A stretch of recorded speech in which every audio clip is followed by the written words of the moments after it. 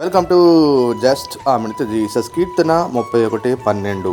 మరణమై స్మరణకు రాకున్న వాని వలె మరువబడితిని, ఓటి కుండ వాడినైతనని కీర్తనకారుడైన దావీదు దేవుని యొక్క నామాన్ని గానపరచడం జరిగింది. ప్రవక్త అయిన ఇర్మియాను దేవుడు ఇదిగో కుమ్మరి వాని ఇంటికి వెళ్ళమన్నప్పుడు ప్రవక్త విధేయత కలిగి కుమ్మరి వాని ఇంటికి వెళ్ళినప్పుడు కుమ్మరివాడు సారుపై కుండలు తయారు చేసే సందర్భాన్ని చూడటం జరిగింది. ఇదిగో కుమ్మరివాడు సారుపై ఏ విధంగా కుండలు తయారు చేస్తూ ఉన్నాడో, ఇదిగో ఇశ్రాయేలుకు నేను పరమ కుమ్మరిని అంటూ దేవుడు మాట్లాడటం జరిగింది. అంటే మీరందరూ నా చేతిలో ఉన్నవారు.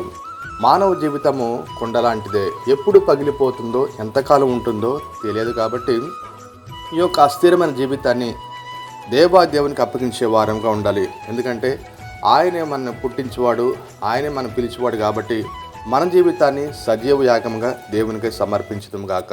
ఆమేన్.